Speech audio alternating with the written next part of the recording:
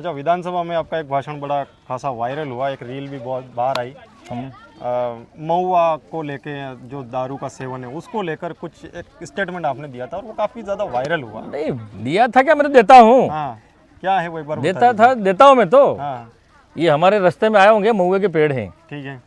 तो महुए के पेड़ में उसमें कोई एल्कोहल तो नहीं है। महुए का जो फूल है हाँ, उसको हम सड़ा के 3-4 दिन उसका जो भाप बनता है, पानी बनता है, वो हम लेते हैं और हमारे जो पूर्वजों को धार चढ़ती है, हमारे बाप दादा परंपरा। उससे नशा नहीं होता है? हाँ, नशा होता है हल्का। इतना उसमें वो एसिड वेसिड एल्कोहल ऐसा उसमें नहीं होता है। नहीं तो नशा करना अच्छी बात है, बुरी नहीं, नशा करना अच्छी बात नहीं है जी। लेकिन हाँ, हमारी संस्कृति परंपरा रीति रिवाज में बता रहा हूँ कि हमारे कल्चर है, हमारे वार त्योहार पे ये हमारा चलता है। शादी ब्याह, किसी का ढूंढ है, मौत मरण है, उसमें हमारे बाप दादा पहले से हमारे पूर्वजों को हमको धार देनी पड़ती है। और कुछ हमारा भाई नशा ज़्यादा करना यूँ थोड़ी कह रहे हैं। जब कोई फंक्शन है, कोई ऐसा हो तो उस समय थोड़ा बहुत हम लेते हैं। भी मांगी थी आपने कि उसकी अनुमति मिलनी चाहिए ना। जब तुम अमीरों के लिए तो बार खोल रहे हो, बार का लाइसेंस दे रहे हो उनको, तो महंगी महंगी शराब डांस वांस सब करा रहे हो वहाँ। तो वहाँ बार में, कैफे बार में तो वहाँ तो चल रहा है, तुम्हारे बियर चल रही है, दुनिया भर की चल रही है। लेकिन एक आदिवासी जो भील है, जो अपनी संस्कृति परंपरा के हिसाब से ही अगर हो सकता है वो काम भी करता है, थकता भी है, तो स्वाभाविक है थकेगा तो कुछ तो लेगा थकान उतारने के लिए, दर्द दूर करने के लिए। आप करते हो महुआ का सेवन? हाँ, तो वार त्योहार पे हम करते हैं, इसमें क्या है। कोई जब पीते हैं तो पीते हैं, इसमें क्या है, रोज थोड़ी पीते हैं, रोज नहीं। लेकिन हमारी संस्कृति परंपरा है, कल्चर है। ठीक है, आपका कल्चर है, उस कल्चर के लिए आपने आवाज उठाई थी। हाँ, आवाज उठाई थी। अब ये एक बात ये भी कहना चाहूँगा, अब हमारे आदिवासियों के घर में, किसी के घर में 1 या 2 लीटर शराब मिल जाता है तो पुलिस वाले झूठा मुकदमे में उसको फंसा देते हैं। उसमें 2 का सीधा 10 करते हैं और फिर तोड़ करते हैं, मुकदमा भी करते हैं, उनसे पैसे भी लेते हैं। तो हमारे यहाँ से जो गुजरात जा रहा है, राजस्थान से जो हाईवे पड़ रहा है, बिच्छीवाड़ा से सैकड़ों गाड़ियाँ जा रही है, उनको कोई रोक नहीं रहा है। दूसरे वर्ग के लोग भी शराब बेच रहे हैं, उनके खिलाफ कार्रवाई नहीं हो रही है, खाली एसटी के खिलाफ ही कार्रवाई हो रही है। और एसटी को ये चाहते हैं कि वो सजा के जो दुकानें रखी है, कौन सी अंग्रेजी वाली, अंग्रेजी शराब की दुकान, वो 1.5 हज़ार वाली गरीब ये पिए और ये बर्बाद हो जाए। अरे बंद करना हो तो पूरा बंद करो। हम भी चाहते हैं नशा बंद करो, चलो ठीक है, हमारी परंपरा से हम छोड़ेंगे, लेकिन पूरा ही शराब विहीन करो ना टीएसपी एरिया। मतलब अगर वो अंग्रेजी शराब बंद होती तो आप भी तैयार है ना, बंद करो, पूरा ही बंद करो। लेकिन सरकार को उससे तो रेवेन्यू जा रहा है। क्यों? उससे तो तुमको रेवेन्यू जा रहा है और इधर हम पे मुकदमा बना रहे हो। बिल्कुल। क्यों भाई, ऐसा दोहरा क्यों करना? तो एक तरह करना चाहिए। दोगलापन हो रहा है, दोगलापन हो रहा है, हमारे साथ सोतला व्यवहार हो रहा है ना। ठीक है, एक बड़ी मांग इस क्षेत्र की भील प्रदेश के लिए युवा भी बात कर रहे हैं, नेता भी बात कर रहे हैं, इस पर आपके क्या व्यूज है? देखो, अभी नेता मांग कर रहे हैं, दूसरे भी मांग कर रहे हैं। भील प्रदेश का क्षेत्र कौन सा होगा अभी तक ये भी कोई डिसाइड हुआ नहीं। अब इसका नाम क्या रखेंगे वही पता नहीं।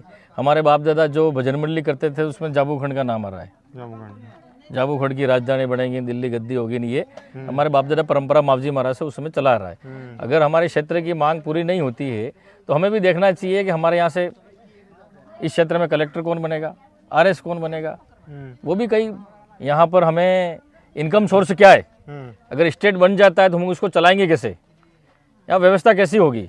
और हमारी मांग अगर पूरी सरकार नहीं करती है, राष्ट्रीय पार्टी जो भी है, तो मैंने भी कई बार मांग की है, नहीं करती तो राज्य जो भी हो अलग अगर होना चाहिए तो होना चाहिए, इसमें क्या है, गलत लास्ट सवाल है, कांग्रेस और बीजेपी की विचारधारा क्या मिलती जुलती है?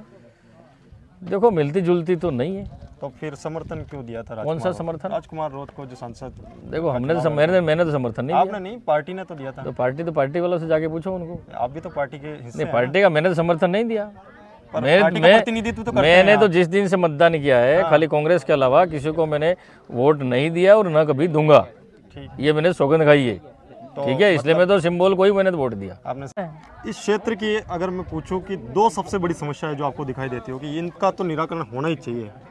देखो, हमारे जब मैं कॉलेज में था उस समय से मैं संघर्ष कर रहा हूँ।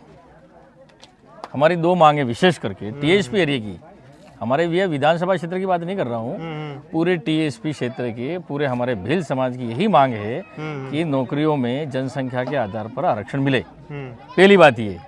दूसरी बात जो है कि प्रशासनिक सेवा में जो 12 या 12.5% हमको एसटी का मिलता है पूरे राजस्थान में, उसका हमको 6.5% अलग से टीएसपी को पृथक से मिले। क्यों मिले? क्योंकि हम यहाँ पर गरीब हैं और हम भील हैं। यहाँ भौगोलिक स्थिति अलग है, यहाँ हमारा रीति रिवाज अलग है और हम बिल्कुल गरीब हैं।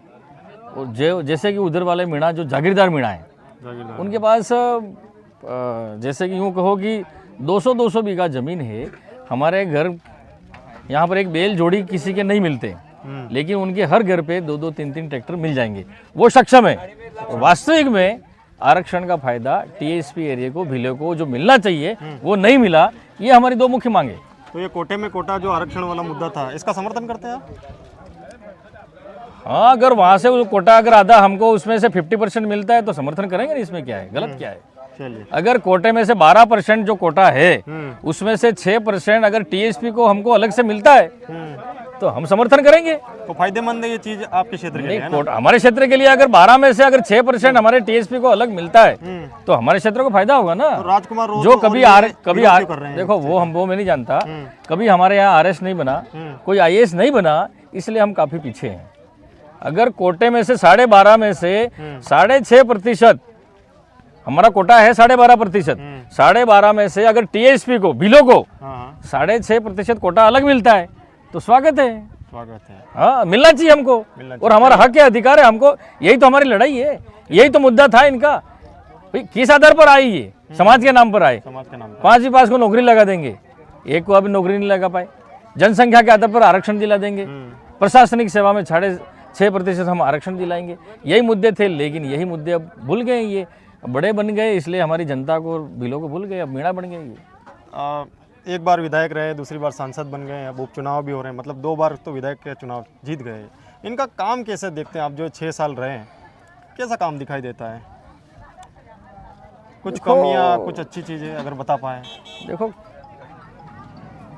काम तो क्या है, जिस मुद्दे पे ये गए थे, जिस मुद्दे को लेकर इन्होंने आंदोलन किया था, वो उस मुद्दे पे अभी तक हम लड़ेंगे यूं ही कर रहे हैं।